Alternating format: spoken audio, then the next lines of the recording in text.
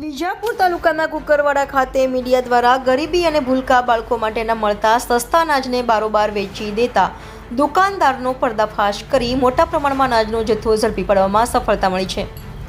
વાત કરીએ તો મીડિયાને સૂત્રો દ્વારા મળતી માહિતી મુજબ કુકરવાડા એપીએમસી માર્કેટમાં Shri Ganesh trading company plot number 9માં કલ્પેશભાઈ બાબુભાઈ મોદી દ્વારા વિવિધ ગામ અને અલગ અલગ જગ્યાઓ જેમ કે મંડળીઓ, કંટ્રોલ અને આંગણવાડીઓનું ગેરકાયદેસર અનાજ ભેગું કરી તેને આસપાસની મિલોમાં ઊંચા ભાવે વેચી નાખવાનું જાણવા મળેલ, જેને લઈને આ બાબતે તપાસ કરતા દુકાનમાંથી ગેરકાયદેસરનો અનાજનો જથ્થો મળી આવ્યો હતો, જેની તાત્કાલિક જાણ મામલતદારને કરવામાં આવતા નાયબ મામલતદાર સાજન પટેલ, ગોડાઉન મેનેજર અને સ્ટાફગણ તાત્કાલિક સ્થળે પહોંચ્યા હતા। તપાસ દરમિયાન ગેરકાયદેસર ચણા, ઘઉં અને ચોખાનો જથ્થો મળી આવતા ગણતરી અને વજન દ્વારા તમામ જથ્થાને સીઝ કરવામાં આવ્યો હતો અને અનાજના સેમ્પલ લઈ સીલમારી તપાસ અર્થે મોકલવામાં આવ્યા છે। આ અનાજનો જથ્થો સીઝ કરતા આશરે 100 કટ્ટા ચોખા, 13 કટ્ટા ચણા અને 21 બોરી ઘઉંનો જથ્થો મળી આવ્યો હતો।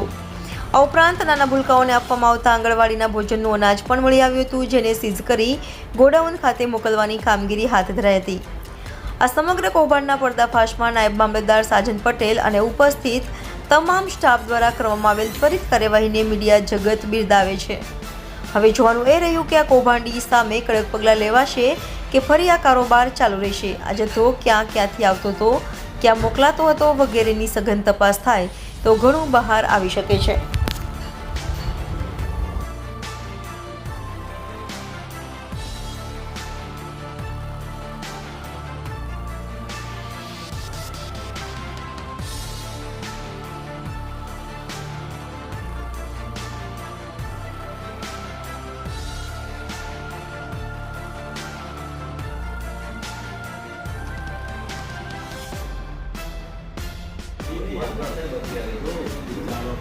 ના એવું નહીં થાય।